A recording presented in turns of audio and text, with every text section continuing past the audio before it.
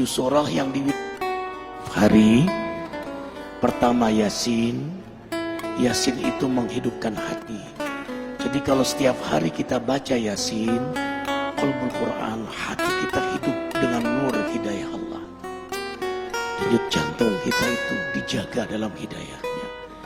Kalau kita membaca surah Ar-Rahman setiap hari, maka Ar-Rahman satu-satunya dalam Quran dimulai dengan nama Allah Ar-Rahman, Maha Pengasih.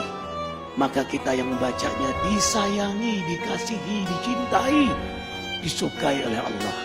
Kalau Allah sudah suka, sayang, cinta, kasih sama kita, maka para malaikat yang mulia pun mencintai kita. Kemudian para hamba-hamba Allah yang mulia, para nabinya, para walinya yang dicintai oleh Allah, mereka mencintai Allah, maka mereka pun akan mencintai kita. Kemudian yang keempat, hikmah Rahman, tumbuh sifat rahmat pada diri kita. Rahmat, kasih sayang.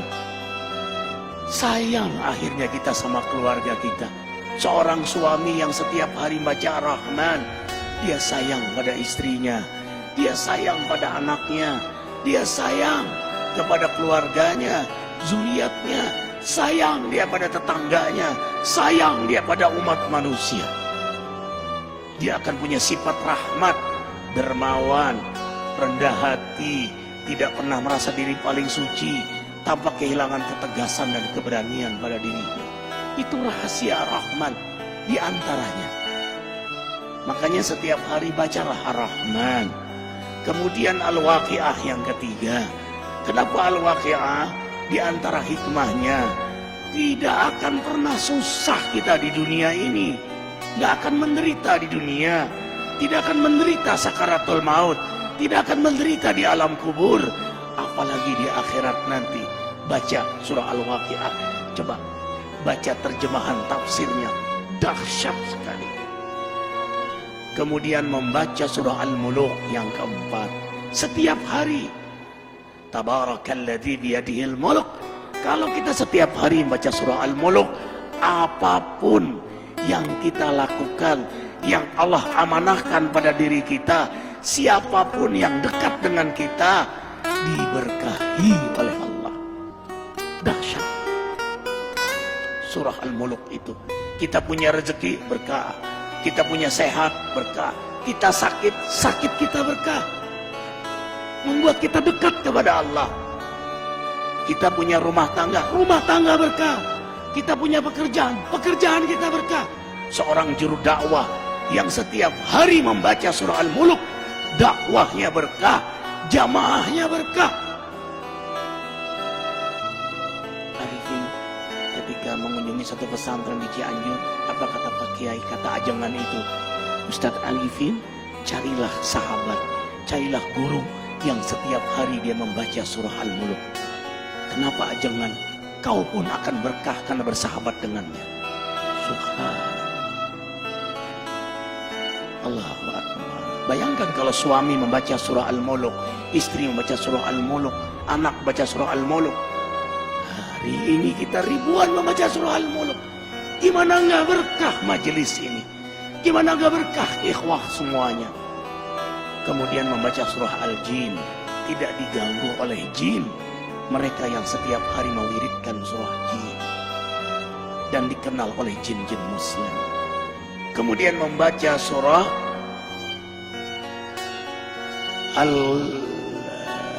Al-Muzammil yang ke-6. Al-Muzammil. Kenapa membaca surah Al-Muzammil setiap hari? Subhanallah. Qiyamul Lail. Sejak turun surah Muzammil, Rasulullah SAW tidak pernah meninggalkan salat malam. Maka penikmat surah Muzammil, Allah beri kenikmatan salat malam. Ikhwah, tahu rahasia terbesar dari salat malam? Kalau kita sudah nikmat salat malam, nikmat garis bawahi, nikmat salat malam, mau tidur saja senang, nanti malam hamba menghadapmu ya Allah. Yang Allah gambarkan dalam surah Al-Furqan ayat 64. Walladzina yabituna li rabbihim sujada wa qiyamah. hamba-hamba yang beriman itu senang sekali begadang malam karena menikmati lama sujud dan berdiri di hadapan Allah. Perhatikan surah Muzammil ayat 6. Inna nasyi'atal lail hiya asyaddu wat'a wa muqila. Sesungguhnya bangun di tengah malam lebih tepat untuk khusyuk dan bacaan kala itu sungguh sangat mengesankan. Lebih tepat untuk khusyuk, lebih tepat untuk nikmat, lebih tepat untuk bermesraan, berdialog, berdoa kepada Allah Jalla Jalaluhu. Subhanallah. Perhatikan surah Muzammil. Inna rabbaka ya'lamu annaka taqumu adna min thulutsil lail wa nisfahu wa thulutsahu wa ta'ifatu minal ladzina ma'ak wallahu yuqaddiru laila wan nahar alima an lan tuhsuhu wa taba 'alaikum faqra'u ma tayassara minal Qur'an. Imani ayat ini. Antum tidak akan meninggalkan salat malam lagi. Sesungguhnya Allah menatapmu, mengetahuimu saat kau berdiri di tengah malam, separuh malam, sepertiga malam, 2/3 malam. Dalam tatapan Allah, penguasa langit bumi menatap antum. Curahkan semua isi hati antum di hadapan Allah. Itulah kenikmatan surah Muzammil. Apa kata Ibnu Qayyim? Kau dapat nikmat salat malam, separuh surga sudah kau dapatkan. Dunia ini separuh surga bagi penikmat salat malam. Para nabi, para aulia, salafus saleh, mereka penikmat salat malam. Rumah tangga akan bahagia, rezeki akan berkah. Semua urusan antum ma'unah dalam pertolongan Allah. Kuncinya ada pada salat malam. Anna syarafal mu'min qiyamuhu bil-lail. Kemuliaan seorang mukmin itu ada pada salat malamnya. Allah muliakan antum dunia akhirat. Seorang suami yang salat malam mulia di hadapan istrinya. Seorang istri yang salat malam mulia di hadapan suaminya.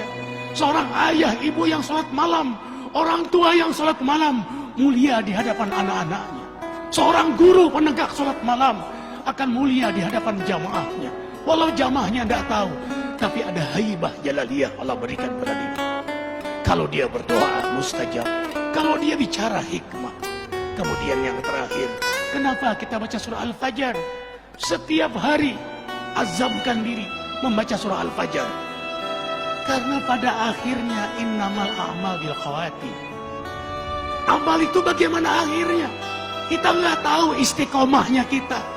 Tahajud kita, ke masjid kita, duha kita. Apakah kita meninggal dalam keadaan tahajud? Apakah kita meninggal dalam keadaan di masjid? Apakah kita meninggal dalam keadaan terjaga wudhu kita, terjaga zikir kita? We don't know. Kita tidak tahu. Makanya kita berdoa terus, mewiridkan surah Al-Fajr setiap hari. Karena yang paling kita incar, inilah akhir dari perjalanan hidup yang paling kita rindukan.